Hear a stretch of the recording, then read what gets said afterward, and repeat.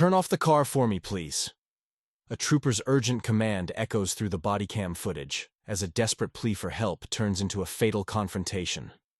In Saratoga County, New York, a family's call for a wellness check spirals into tragedy, claiming the life of a beloved father and community pillar.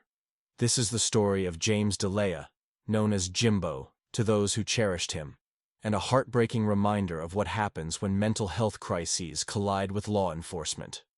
It's September 11th, 2024, a day that begins with quiet concern in the small town of Hillsdale, New York.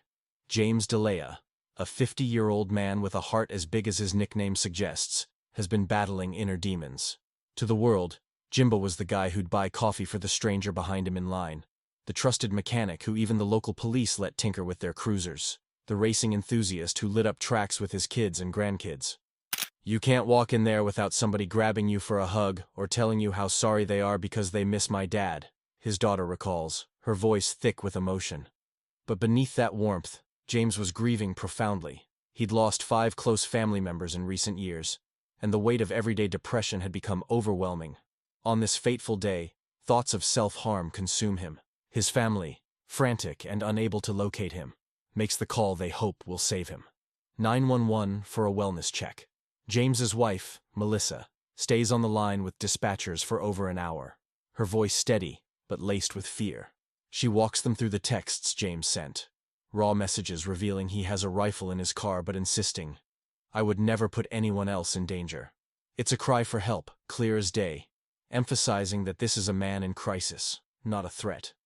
The family trusts the system to respond with care, to get him the support he needs. But as the afternoon unfolds, everything goes south.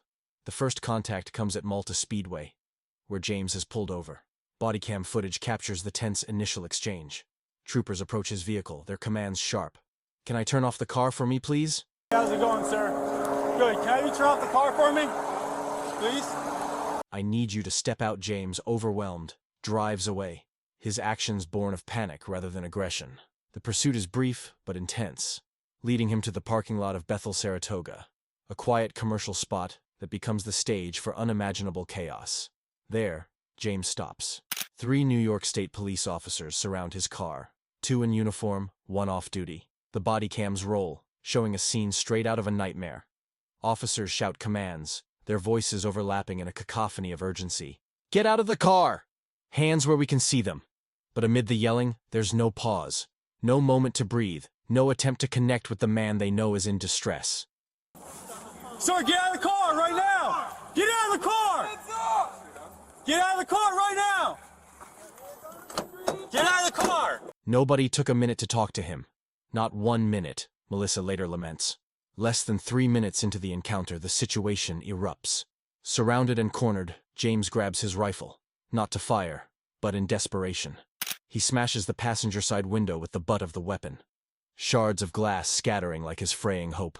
In that split second, an off-duty trooper, Brian Randolph of Troop G, opens fire.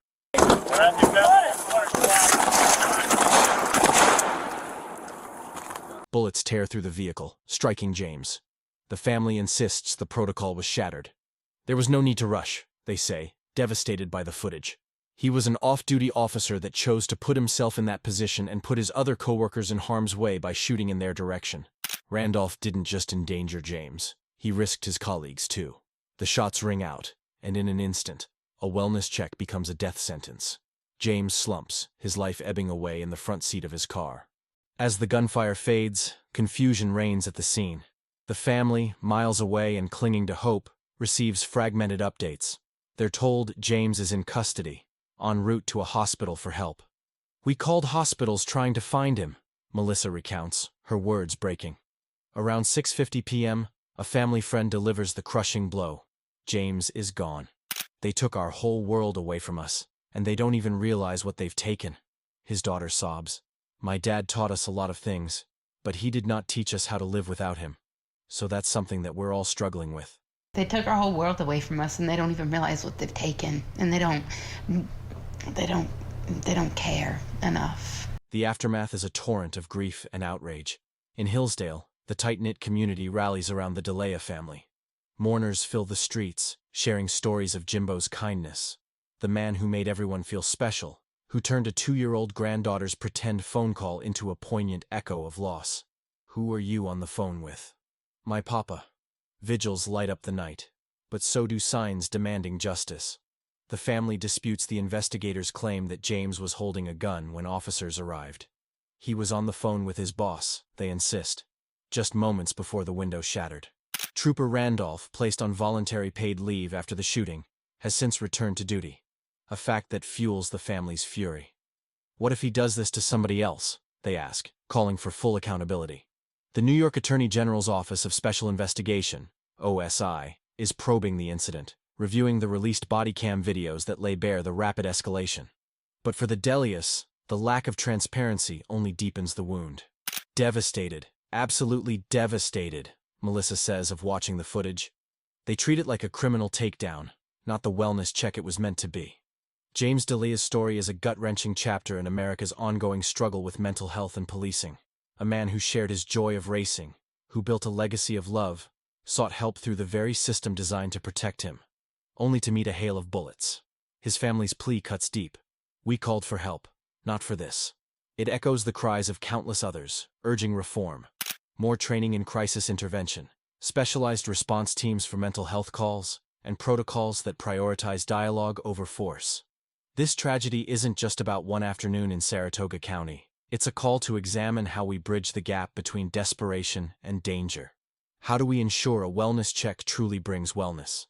How do we honor men like Jimbo, who deserved compassion, not commands? The investigation continues, but the conversation must too. If you or someone you know is struggling, reach out. The 988 Suicide and Crisis Lifeline is there, free and confidential. Share your thoughts below, and join us as we uncover stories that demand change. Thank you for listening.